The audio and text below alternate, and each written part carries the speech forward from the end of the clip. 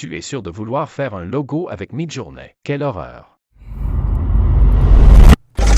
Ok ladies, j'espère que vous passez une excellente journée. Pour ma part, je reviens vers vous avec un nouveau sujet, comment faire un logo sur Midjourney. Et aujourd'hui, j'ai vu plusieurs tutos sur YouTube et je trouve ça un petit peu frustrant dans notre métier où la créativité est quand même notre cœur de métier. Et là, aujourd'hui, on se retrouve avec plusieurs tutos sur Midjourney et comment faire un logo. Désolé, petit coup de gueule, on va essayer de reprendre un petit peu justement cette vidéo et voir où est-ce qu'elle va nous mener justement sur la reprise d'un logo sur Midjourney, comment on peut le traiter et justement quels sont les conseils que l'on peut mettre en place. On va demander également à Francis son opinion sur la question sur qu'est-ce qu'un bon logo. On va revenir sur le sujet. La vidéo elle a pour but de vous montrer comment faire un logo sur Midjourney, mais comment justement le traiter sur vos supports de communication en passant par un professionnel. En tout cas, c'est le sujet d'aujourd'hui. Tu sais très bien comment ça va se dérouler. Prends-toi un café, un thé, ça va durer à peu près une dizaine de minutes. N'oublie pas de t'abonner à la chaîne YouTube, ça fait toujours plaisir et on se retrouve juste après le générique. À tout de suite.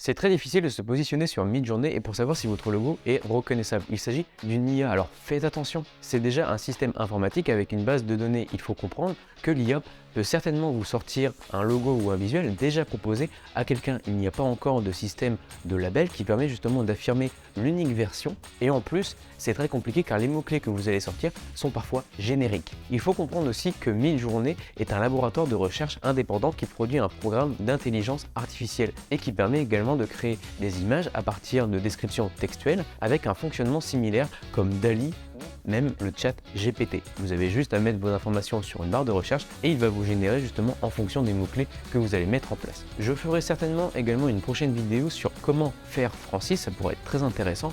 Mais avant tout, on va déjà lui demander qu'est-ce qu'un bon logo. Bonjour Mathieu. Un bon logo peut être défini en 4 points clés. Il faut d'abord qu'il soit simple. Un bon logo doit être simple et facile à mémoriser, ce qui aide à le rendre immédiatement reconnaissable pour les consommateurs. Il doit être facilement adaptable à différents formats et tailles, ainsi qu'à différents types de supports imprimés et numériques. Il doit être créatif et original, tout en évitant les designs trop complexes ou les tendances actuelles qui pourraient rapidement devenir démodées. Et pour finir, il doit représenter adéquatement l'identité visuelle et les valeurs de l'entreprise ou de l'organisation qu'il représente. Merci Francis. Un logo doit être adaptable à différents formats et tailles ainsi qu'à différents types de supports, que ce soit imprimé ou voire numérique. Ok.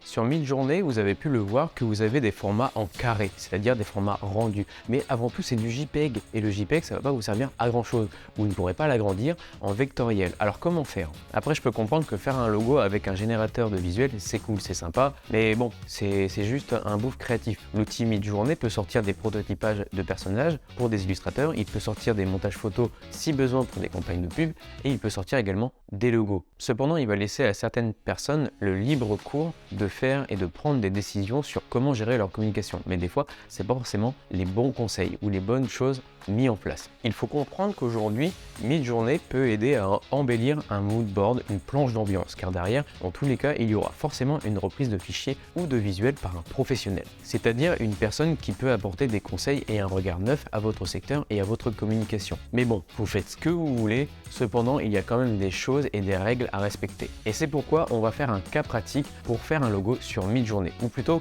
essayer de faire un visuel qui peut ressembler à un logo et essayer de le reprendre. Alors, on va essayer de faire un petit cas pratique et là on se retrouve principalement sur Discord, sur la plateforme de Midjourney. Comme vous le savez, si par exemple vous souhaitez faire une recherche, vous avez juste à taper /imagine et là en fait vous cliquez sur prompt et vous allez pouvoir lui demander logo creative minimaliste avec quelques mots-clés et là il va vous sortir justement votre recherche. Mais comme vous pouvez le voir, là par exemple je suis tombé principalement sur quelqu'un qui a fait un logo plus côté luxueux.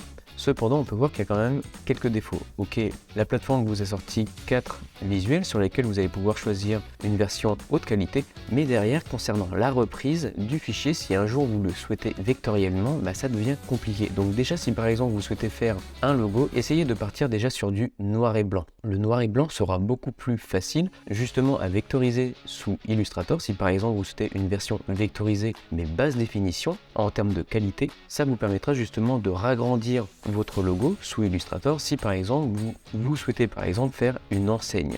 Là par exemple, j'ai vu que quelqu'un avait fait par exemple un logo plus côté luxueux, c'est sur cette base que je vais partir, pas besoin de refaire une nouvelle recherche. Là on peut voir que Midjourney est souvent utilisé soit pour des illustrations, des montages ou même par exemple des petits personnages. C'est très pratique si par exemple on souhaite faire des moodboards, des planches d'ambiance, des couvertures, mais en version bêta, parce que derrière le but c'est de réutiliser cette matière selon les supports de communication et de ragrandir celle-ci. Ça peut simplifier certains process, mais dans tous les cas il faudra principalement passer par un professionnel pour justement avoir une bonne qualité. Donc là par exemple, je vais partir sur cette version là et je vais essayer justement de vous montrer comment on peut utiliser un JPEG en basse résolution justement pour le ragrandir en haute résolution. Malheureusement je ne vais pas utiliser des outils d'internet, mais je vais utiliser des outils de la suite Adobe. Comme vous pouvez le voir, je suis directement sur le logiciel Photoshop où j'ai juste fait un glisser-déposer du JPEG et derrière on va justement sélectionner une des 4 photos, une des 4 images, justement pour essayer de voir si on peut la ragrandir et l'utiliser comme logo par exemple pour des cartes de visite. Alors tout simplement vous avez juste à utiliser l'outil recadrage où on va tout simplement recadrer le visuel. Généralement sous Midjourney vous pouvez déjà avoir une version haute qualité en sélectionnant le visuel que vous souhaitez. Une fois que vous avez détouré, vous avez juste à aller dans image, taille de l'image, vous allez changer la résolution, vous allez la mettre en 300 et vous allez aller sur le principe de rééchantillonnage en cliquant bien évidemment sur conserver les détails 2.0. Ça va vous permettre justement de ragrandir votre visuel et justement de conserver le plus de détails possible. Attention, est-ce que je conçois d'utiliser Midjourney? Vous pouvez l'utiliser dans la manière suivante, c'est-à-dire que vous pouvez l'utiliser par exemple pour avoir de la matière à montrer à un vrai graphiste professionnel. Vous pouvez l'utiliser par exemple si vous n'avez pas de fonds financiers pour faire vos supports de communication.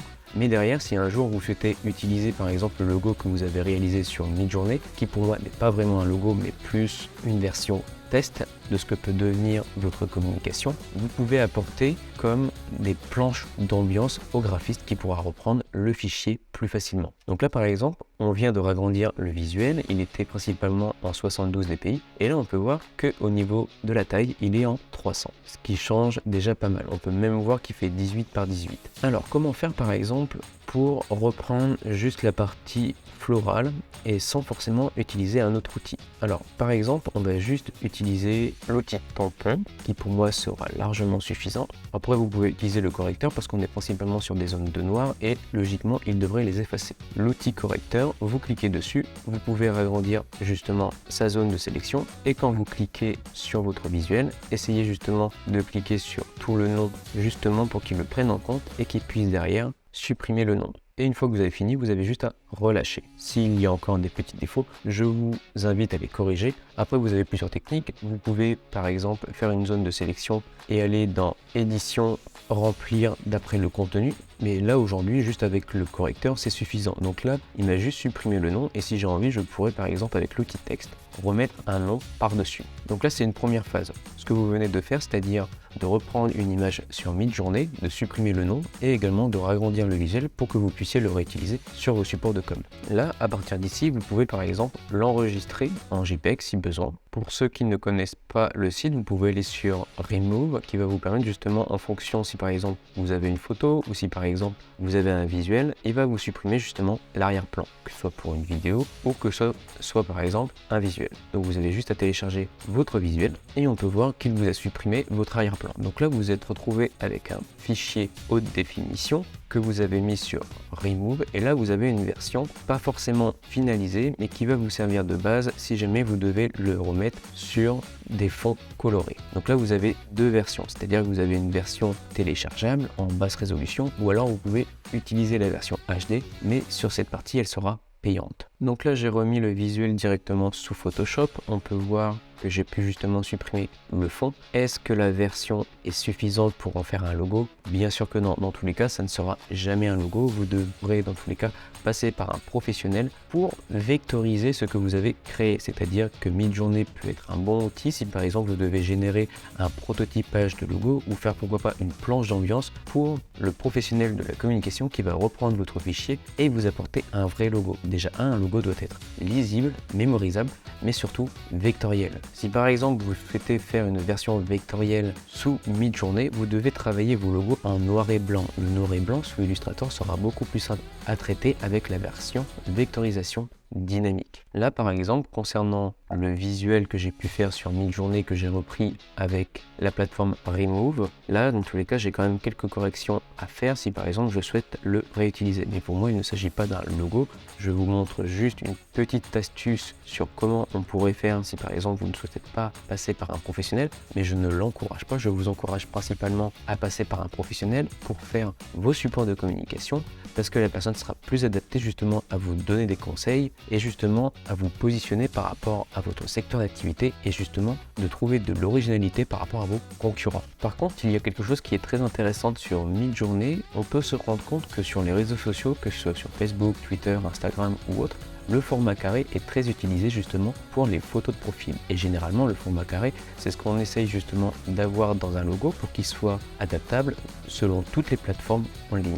Et le rendu qui est déjà au format carré est déjà très intéressant dans le sens où il est déjà en format carré et il va pouvoir être réutilisé sur tous les réseaux sociaux. Par contre, concernant le visuel que je viens de créer, je ne le valide pas. Ok, ça peut être quelque chose qui peut être intéressant pour du prototypage. Si par exemple vous devez faire appel à un professionnel, je me répète parce que c'est quand même hyper important. Un logo, c'est dans tous les cas une image visible qui n'est pas forcément simple. La simplicité ne veut pas dire facile, mais que derrière, en fait, le logo doit refléter votre secteur d'activité. Il doit être également vectoriel et doit fonctionner également en noir et blanc, selon les types de communication et le type de cible que vous souhaitez cibler.